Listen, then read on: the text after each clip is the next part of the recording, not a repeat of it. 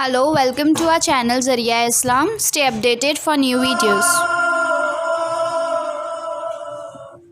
وہ جوان جو ہی پروان چڑھا ان فوان شباب آیا تو اس کی پیشانی سجدے کے تقدس سے مالا مال ہو گئی، اس کی آنکھوں میں حیا اور شرم کے پہرے آ گئے، اس کے خیالوں میں پاکیزگی آ گئی، اس کی زندگی کے شب و روز نیکی کے ماحول میں بسر ہونے لگے، اس کی راتیں ذکر الہی میں، تلاوت کلام مجید میں اور دن یاد الہی میں روزے سے گزرنے لگے۔ وہ جوان جس کی جوانی اللہ کی عبادت میں گزری، کیونکہ جوانی اگر عبادت میں گزر گئی تو بڑھاپا تو پر نور ہے ہی ہے۔ سب سے مشکل مرحلہ زندگی کا جوانی کا ہے۔ شیطان زیادہ ورغلاتا ہے کسی شخص کو جب وہ جوانی کے مرحلوں سے گزر رہا ہوتا ہے۔ تو جس کی جوانی خیریت کے ساتھ گزر گئی اور اس نے اپنی جوانی کے تقدس کو محفوظ رکھ کے منزل تک پہنچا لیا، اپنی عصمت کے جوہر کی حفاظت کی، اپنی آبرو کو لٹنے نہیں دیا، اپنی آنکھوں کی شرم و حیا پر پہرے بٹھائے اور آنکھ کو برباد نہیں ہونے دیا اور اپنی زندگی کے تقدس کا پہرا دیا، تو جو جوان اپنی جوانی کو خیریت کے ساتھ گزار گیا۔ کسی نے کہا تھا نا، کتاب زیست کا ایک اور باب ختم ہوا، شباب ختم ہوا، ایک عذاب ختم ہوا۔ تو جوانی جس کی منزل تک پہنچ گئی خیریت کے ساتھ، عافیت کے سائے میں، مشکل تو بڑا ہے جوانی کو منزل تک لے جانا، خیریت کے ساتھ داغدار نہ ہونے دینا، جوانی کے تقدس کو رسوا نہ ہونے دینا، عصمت کے جوہر پہ کالک نہ لگنے دینا، خواہشات کو غالب نہ آنے دینا۔ آسان کام تو نہیں ہے، مشکل کام ہے، لیکن اگر کوئی مشکل کاٹ گیا، جوانی کے تھوڑے سے ایام میں گزار گیا، اللہ اکبر۔ حضرت شیخ قتلی کہتے ہیں، داتا گنج بخش علی حجویری علیہ رحمہ کے مرشد ہیں، الدنیا یوم ولنا فیہا صوم۔ وہ کہتے ہیں دنیا ایک دن ہے، ہم روزہ رکھ کے گزار رہے ہیں۔ تو روزہ رکھ کے سارا دن گزر ہی جاتا ہے، دوپہر بھی آتی ہے گزر جاتی ہے، اور عصر کا وقت بھی آتا ہے گزر جاتا ہے، کھانے کا وقت بھی آتا ہے، چائے کا وقت بھی آتا ہے، سب کچھ ہوتا ہے لیکن گزر جاتا ہے، افطار تک بندہ پہنچ جاتا ہے۔ جس نے زندگی روزے کی طرح گزار دی، جس نے جوانی روزہ رکھ کے گزار دی، خواہشات کو بے قابو نہیں ہونے دیا، مشکل کام تھا لیکن اس نے مشکل کام کر دکھایا۔ اجر کتنا بڑا ہے، سنیے اللہ کے محبوب کی زبان سے سنیے۔ حضور نے ارشاد فرمایا جو سیدنا ابو ہریرہ کے ذریعے سے ہمارے تک پہنچا، فرمایا قیامت کے دن جب سورج کا رخ سیدھا ہوگا، زمین تانبے کی ہوگی، لوگ پسینے میں شرابور ہوں گے، کوئی ٹخنوں تک پسینے میں، کوئی گھٹنوں تک، کوئی کمر تک، کسی کو پسینے کی لگام دی جائے گی، اور وہ پسینہ ایسے نہیں ہوگا جس طرح یہ پسینہ ہے، اتنا گرم ہوگا۔ ابن رجب حنبلی کہتے ہیں اس پسینے کا ایک قطرہ اگر احد پہاڑ پہ ڈال دیا جائے تو وہ پگھل جائے، اتنا گرم ہوگا، بدبودار اتنا ہوگا، ایک قطرہ دنیا پہ ڈال دیا جائے، انسان کیا جانوروں کے دماغ بھی پھٹ جائے، اس پسینے میں لوگ شرابور ہوں گے۔ لیکن جس نے اپنی جوانی کو عافیت سے گزارا ہوگا، کل قیامت کے دن جب کوئی سایہ نہیں ہوگا، اللہ اس جوان پر اپنے عرش کا ٹھنڈا سایہ عطا فرمائے۔ وہ شخص جس کو کسی عورت نے دعوت گناہ دی اور وہ صاحب منصب تھی، صاحب جمال تھی، اور اس نے یہ کہہ کہ یہ خواہش، یہ آرزو مسترد کر دی، انی خوف اللہ۔ اسی طرح کوئی عورت ہے تو اس نے اپنے تقدس کی حفاظت کی، اپنی آبرو پہ پہرا دیا اور کسی پیشکش کو ٹھکرا دیا، تو فرمایا قیامت کے دن جب کوئی سایہ نہیں ہوگا، اللہ اسے بھی اپنے عرش کا ٹھنڈا سایہ دے گا۔ کیسا سخت دن ہوگا، اور وہ کس اعزاز میں ہوگا، کس تکریم میں ہوگا۔ یہ تو 4 دن 10-20 سال ہیں، اور وہ 50,000 سال کا ایک دن۔ پھر اس کو اللہ کا شکر ادا کرنا ہوگا کہ اللہ تو نے کتنا کرم کیا میرے اوپر کہ میری جوانی خیریت اور عافیت سے گزری، اور آج اس کا تو کتنا بہتر صلہ مجھ کو دینا۔ انسان جب کوئی اچھی بات سنتا ہے تو انسان کی فطرت ہے کہ وہ آگے منتقل کرتا ہے۔ آج کل وہ شیئر کر دیتے ہیں نا، جو بات آئے تو آپ اس کو آگے بڑھاتے ہیں، دوستوں میں شیئر کر دیتے ہیں۔ تو یہ انسان کی فطرت سے افواہیں بھی اس لیے پھیلتی ہیں کہ جو بھی بات آپ سنتے ہیں فوری آپ کی کوشش ہوتی ہے کہ یہ سب سے پہلے دوستوں کو میں ہی بتاؤں۔ تو یہ انسانی فطرت ہے۔ تو جب افواہ اور ایسی چیز، کوئی غم کی خبر بھی ہو، کسی کی وفات کی خبر بھی ہو، تو اس وقت بھی انسان کی فطرت سست سے سست آدمی بھی پھر جلدی جلدی فون کرتا ہے، آگے بڑھاتا ہے کہ فلاں سے فوت ہو گیا۔ تو چونکہ یہ فطرت ہے، بات کو آگے بڑھانے کا شوق ہے انسان کے اندر رکھ کے، اس سے چیزیں پھیلتی ہیں۔ اور پھر جو خیر کی خبر ہوگی یا خیر کی بات ہوگی تو اس کو تو آگے پھیلانے کا پھر ہمارا دین بھی ہمیں ترغیب دیتا ہے، جذبہ دلاتا ہے۔ تو حضرت ابو ہریرہ اس جذبے کے تحت جو سنتے تھے پھر آگے منتقل کرتے۔ اب حضور کی بارگاہ سے اٹھ کے جاتے تو سب سے پہلے گھر جاتے اور سب سے پہلے اپنی ماں کو ہی سناتے، اور ماں تھی کافرہ، وہ سننے کی بجائے، خوش ہونے کی بجائے سن کے وہ الٹا ناراض ہوتی اور کوئی نہ کوئی ایسی بات کر دیتی۔ سید ابو ہریرہ سے گوارا نہ ہوتا۔ ایک دن انہوں نے کوئی ایسی بات کر دی کہ حضرت سیدنا ابو ہریرہ رضی اللہ تعالیٰ عنہ نے فیصلہ کر لیا کہ آج ماں کو چھوڑ دینا، کیونکہ میں یہ گوارا نہیں کرتا کہ میرے آقا کے بارے میں کوئی ایسا جملہ کوئی بولے۔ اور تھی گھر میں ماں ہی، بھائی بھی کوئی نہیں تھا، بہن بھی کوئی نہیں تھی، باپ بھی فوت ہو گئے تھے، شادی بھی نہیں ہوئی تھی، تو ماں ہی ماں گھر میں، اور ماں اور بیٹا اکٹھے رہتے ہو تو پھر محبت بھی مثالی ہوتی ہے۔ تو اب ماں ہی ایک رشتہ ہے مادی دنیا کے اوپر۔ تو حضرت ابو ہریرہ رضی اللہ تعالیٰ عنہ نے فیصلہ کر لیا کہ چھوڑ دینا، چھوڑ کے گھر سے نکلے، لیکن دل ڈوب رہا ہے کہ ایک ہی تو رشتہ تھا وہ بھی گیا۔ افسردہ ہے، حضور کی خدمت میں پہنچے، دل و قلب و نگاہ کے مرشد اولین نے ابو ہریرہ کی اداسی دیکھی تو فرمایا ابو ہریرہ کیا بات ہے؟ تو حضرت ابو ہریرہ جس طرح بندہ پھٹ نہیں پڑتا، تو عرض کی حضور میری ماں کی ہدایت کی دعا کر دیجئے۔ ساری کہانی 2 لفظوں میں بیان کر دی، میری ماں کی ہدایت کی دعا کر دیجئے۔ حضور نے نہیں پوچھا کیا ہوا، کیا ماجرا ہوا، فوراً ہاتھ اٹھ گئے، اور لفظ کیا تھے؟ اللہم اہد ام ابی ہریرہ تھا، اے اللہ ابو ہریرہ کی ماں کو ہدایت دے دے۔ ادھر انہوں نے بے چینی سے یہ بات کہی، ادھر حضور کے ہاتھ اٹھے، پھر ان اٹھے ہوئے ہاتھوں کو خالی تو موڑا ہی نہیں جاتا۔ اجابت کا صحرا، عنایت کا جوڑا، دلہن بن کے نکلی دعائے محمد صلی اللہ علیہ وسلم۔ تو حضور علیہ السلام نے ہاتھ اٹھا دی، حضرت ابو ہریرہ نے دوڑ لگا دی۔ کسی نے پوچھا ابو ہریرہ آج بڑی جلدی ہے؟ کہا آج ہی تو دیکھنا چاہتا ہوں، گھر پہلے میں پہنچتا ہوں یا حضور کی دعا پہلے پہنچتا ہوں؟ جا کے دروازے کو دستک دی، اندر پانی کے کھنکنے کی آواز آ رہی تھی جس طرح کوئی غسل کر رہا۔ آواز دی تو آواز آئی، بیٹا ابو ہریرہ ٹھہرو، میں بھی آئی۔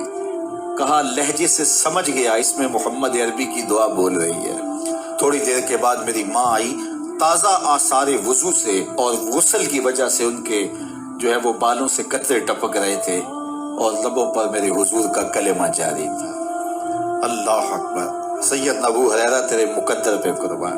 ایک سفر میں حضور علیہ الصلوۃ والسلام اور اصحاب گامزن تھے کہ راستے میں قیام کیا، تو ایک قبیلے کی صلح کروانے کے لیے حضور علیہ السلام تشریف لے گئے۔ وہاں کچھ تاخیر ہو گئی تو صحابہ نے حضرت ابوبکر صدیق کو کہا کہ حضور رک گئے ہیں تو نماز کا وقت جا رہا ہے، آپ نماز پڑھا دیجیے۔ حضرت ابوبکر صدیق رضی اللہ تعالیٰ عنہ مصلی پہ کھڑے ہو گئے۔ اب نماز شروع ہوگی، ادھر سے حضور بھی فارغ ہو گئے تو آقا کریم تشریف لائے۔ تو آقا کریم علیہ السلام جو ہی تشریف لائے تو صحابہ کی صفیں بندی ہوئی تھی، حضور کو دیکھا انہوں نے راستہ چھوڑ دیا۔ پیچھے سے لے کر کے مصلی تک صحابہ نے حالت نماز کے اندر حضور کے لیے راہ کشادہ کی۔ کاش کہ یہ حدیث سب لوگوں نے پڑھی ہوتی اور امت میں اتنے فرقے نہ بنتے، اور یہ سوچ کبھی نہ پنپتی کہ نبی کے خیال سے نماز ٹوٹتی ہے۔ یہاں تو راستے چھوڑے جا رہے ہیں، یہاں تو پروٹوکول دیا جا رہا ہے۔ اللہ اکبر، اور یہ حدیث کہیں چھپی نہیں ہے، بخاری کے اندر چھپی ہوئی ہے۔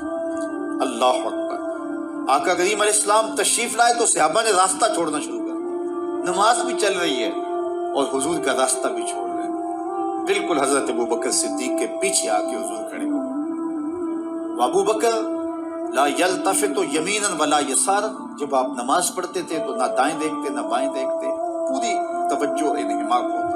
وہ اپنی کیفیات کے جہان میں ڈوبے تھے اور حضور آ کے پیچھے کھڑے ہو گئے۔ صحابہ نے اپنے ہاتھوں کی پشت پہ ہاتھ مارنے شروع کر مقعن و تصدیہ، قرآن نے تالی لگانا، سیٹی مارنا یہ شیطانی اعمال ہیں، لیکن ہاتھ کی پشت پہ ہاتھ مار کے متنبع کرنا یہ مختلف مواقع کے اوپر یہ جائز ہے۔ اب جب حضور آ کے پیچھے کھڑے ہو گئے اور صحابہ سمجھے کہ حضرت ابوبکر صدیق ایک استغراق کے عالم میں ہیں، ایک کیفیت کے جہاں میں ڈوبے ہیں، تو انہوں نے اپنے ہاتھوں کی پشتوں پہ ہاتھ مارنے شروع کر، تو حضرت صدیق اکبر سمجھ گئے کوئی غیر معمولی واقعہ ہو گیا۔ دیکھا پیچھے حضور کھڑے تھے، اللہ اکبر، تو حضرت صدیق اکبر مصلی سے سرک کے پیچھے آنے لگے، تو آقا کریم نے اشارہ کیا رکو، نماز پڑھا۔ سیدنا صدیق اکبر اس کے باوجود پیچھے آ گئے۔ کبھی ہوتا ہے حکم اور کبھی ادب آگے ہوتا ہے، اللہ اکبر۔ حضرت سید علی المرتضیٰ رضی اللہ تعالی عنہ کو کہا نا حضور نے صلح حدیبیہ کے موقع پہ، صلح نامہ لکھوایا جا چکا تو لکھا یہ محمد رسول اللہ اور قریش کی جانب سے ہے، تو عروہ نے کہا اگر محمد رسول اللہ مان لیں ہم تو پھر لڑائی کس چیز کی ہے؟ تو اس لیے محمد رسول اللہ نہیں، محمد بن عبداللہ لکھا جائے۔ تو وہ اس بات پہ بضد ہو گئے، اور اگر ایسا نہیں ہوتا تو معاہدہ ٹوٹ رہا تھا۔ تو حضور نے حضرت علی المرتضیٰ سے کہا کہ چلو رسول اللہ کا لفظ مٹا دو۔ عرض کی میں تو نہیں مٹاؤں گا، میں تو نہیں مٹاؤں گا، یہ نام میں تو نہیں مٹا سکتا۔ پھر حضور نے خود مٹایا۔ اب یہاں حضور نے کہا ابو بکر رکو، لیکن حضرت ابو بکر نہیں رکے، پیچھے آ گئے، اور پھر حضور خیر مصلی پہ گئے، نماز ہوئی، سلام گرا، تو حضرت ابو بکر صدیق رضی اللہ تعالیٰ عنہ کو حضور نے کہا ابو بکر جب میں نے کہا تھا تم رکے رہو تو تم کیوں پیچھے آئے؟ تو سنو حضرت ابو بکر نے کیا جواب دیا رضی اللہ تعالیٰ عنہ۔ کروڑوں سلام، لاکھوں عقیدتوں اور نیاز مندیوں کے خراج ان کی چوکھٹ پہ عرض کرنے لگے ما کان لابن ابی قحافہ ان یؤم رسول اللہ صلی اللہ علیہ وسلم۔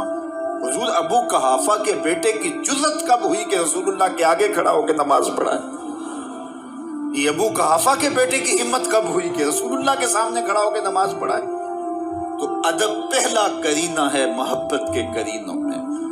حضرت ابو بکر صدیق رضی اللہ تعالی عنہ نے اگر حضور علیہ الصلوۃ والسلام کی اطاعت اور حضور کی محبت، ادب، فرما برداری اور جان ساری کے انوکھے باب رقم کیے ہیں، لیکن حضور نے بھی ان کو جو اعزازات دیے، ایک خاتون آئی مسئلہ پوچھنے، آقا کریم نے فرمایا پھر آ جانا، اس نے کہا پھر آؤں اور آپ نہ ملے، تو کہا میں نہ ملوں ابو بکر تو ملیں گے نا، اللہ اکبر۔ تو اپنے بعد اشارہ دے دیا ان کی طرف کہ میرے بعد میرا نائب ابو بکر ہے، اللہ اکبر۔ عزتوں کی مسند اور عزتوں کی معراج اور عزتوں کے مقام پہ سیدنا صدیق اکبر رضی اللہ تعالی عنہ کو بٹھایا۔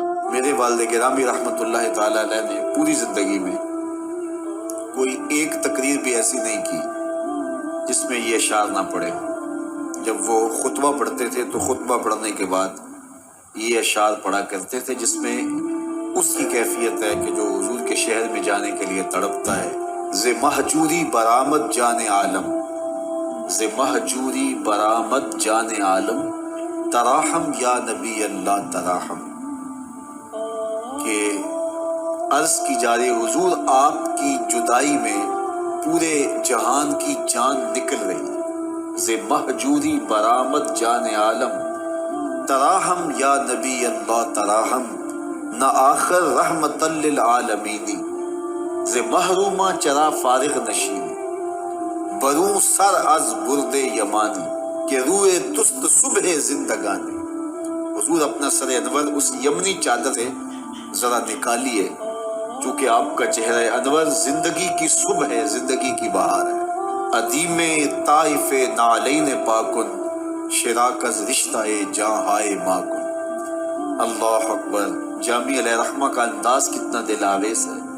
وہ کہتے ہیں حضور آپ طائف کے بنے ہوئے چمڑے کے جوتے پاؤں کی زینت بنائیں، آپ جوتے جو پہنے وہ طائف کا مشہور چمڑا ہو اور اس کے بنے ہوئے، شراکز رشتہ جاں ہائے ماکن، اور اس کے اندر جو تسمے ڈالیں وہ جامی کی جان کے ڈالیں، جامی کے چمڑے کے نہیں، جامی کی جان کے تسمے ان نالین میں ڈالیں جو آپ طائف کے بنے ہوئے نالین زیب تن کریں۔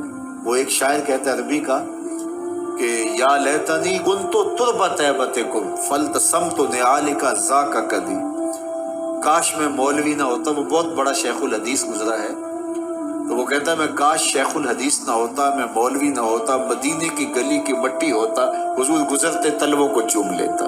چے باشد گر کنی سوئے نگاہے، ہمیشہ گر نہ باشد گاہے گاہے، نگاہ یا رسول اللہ نگاہ، 100,000 جبریل اندر بشر، بحر حق سوئے غریبہ یک نظر، یا رسول اللہ انظر حالنا، یا حبیب اللہ اسمع قالنا، اننی فی بحر غم مغرق خذ یدی ساحل لنا اشکالنا، یا صاحب الجمال و یا سید البشر من وجهک المنیر لقد نور القمر، لا یمکن الثناء کما کان حقہ، بعد از خدا بزرگ توئی قصہ مختصر۔ ساری کہانی آ کے یہی ختم ہوتی ہے، تو یہ میری اور آپ کی سعادت مندی ہے۔ اللہ کی توفیق سے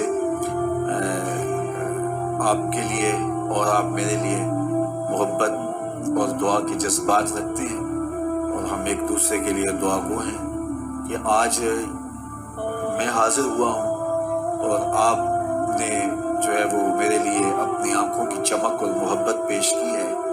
اللہ یہ دن آپ کو بھی نصیب کرے، اور ہم آپ کی راہیں تکیں اور آپ کو دیکھیں کہ آپ حضور کے شہر سے ہو کے آئے، آپ بھی جائیں، آپ کے گھر والے، آپ کے ماں باپ جائیں، سب کو اللہ یہ سعادات اور یہ گھڑیاں اور یہ لمحے نصیب فرمائے، اور اپنی خاص کرم نوازیوں اور رحمتوں سے مالا مال کرے۔